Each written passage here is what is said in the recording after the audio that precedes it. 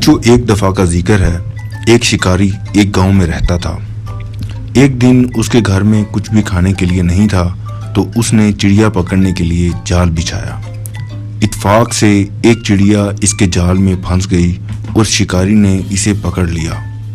چڑیا نے اس سے کہا، اے انسان، تم نے کئی ہرن، بکرے اور مرغ وغیرہ کھائے ہیں، ان چیزوں کے مقابلے میں میری کیا حقیقت ہے؟ ذرا سا گوشت میرے جسم میں ہے، اس سے تمہارا کیا بنے گا؟ تمہارا تو پیٹ بھی نہیں بھرے گا۔ لیکن اگر تم مجھے آزاد کر دو تو میں تمہیں بڑی کام آنے والی نصیحتیں کروں گی جن پر عمل کرنا تمہارے لیے بہت مفید ہوگا۔ ان میں سے ایک نصیحت تو میں ابھی کروں گی، جبکہ دوسری اس وقت کروں گی جب تم مجھے چھوڑ دو گے اور میں دیوار پر جا بیٹھوں گی۔ اس کے بعد تیسری نصیحت اور آخری نصیحت اس وقت کروں گی جب دیوار سے اڑ کر سامنے درخت کی شاخ پر جا بیٹھوں گی۔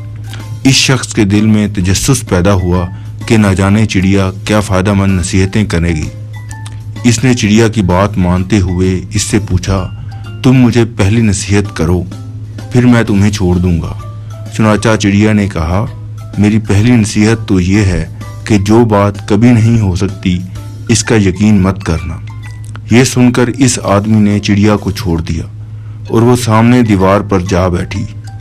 پھر بولی، میری دوسری نصیحت یہ ہے کہ جو بات ہو جائے اس کا غم نہ کرنا، اور پھر کہنے لگی، اے بھلے مانس، تم نے مجھے چھوڑ کر بہت بڑی غلطی کی، کیونکہ میرے پیٹ میں پاؤ بھر کا انتہائی نایاب پتھر ہے۔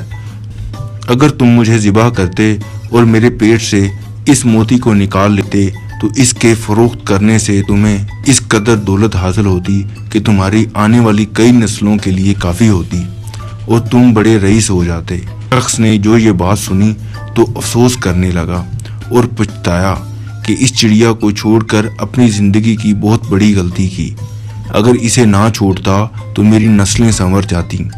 چڑیا نے جو اسے اس طرح سوچ میں پڑی دیکھا تو اڑ کر درخت کی شاخ پر جا بیٹھی اور بولی، اے بھلے مانس، ابھی میں نے تمہیں پہلی نصیحت کی جسے تم بھول گئے کہ جو بات نہ ہو سکنے والی ہو اس کا ہرگز یقین نہیں کرنا چاہیے، لیکن تم نے میری اس بات کا اعتبار کر لیا کہ میں چٹان بھر وزن رکھنے والی چڑیا اپنے پیٹ میں پاؤ وزن کا موتی رکھتی ہوں۔ کیا یہ ممکن ہے؟ میں نے تمہیں دوسری نصیحت یہ کی تھی کہ جو بات ہو جائے اس کا غم نہ کرنا، مگر تم نے دوسری نصیحت کا کوئی اثر نہ لیا اور غم و افسوس میں مبتلا ہو گئے کہ خواہ مخواہ مجھے جانے دیا۔ تمہیں کوئی نصیحت کرنا بالکل بیکار ہے۔ تم میری پہلی دو نصیحتوں پر کب عمل کیا جب تیسری پر کرو گے؟ تم نصیحت کے قابل نہیں۔ یہ کہتے ہوئے چڑیا پھر سے اڑی اور ہوا میں پرواز کر گئی۔ کہانی سے ہمیں یہ سبق ملتا ہے کہ چڑیا نے اپنی حاضر دماغی کی وجہ سے کیسے شکاری سے اپنی جان بچائی۔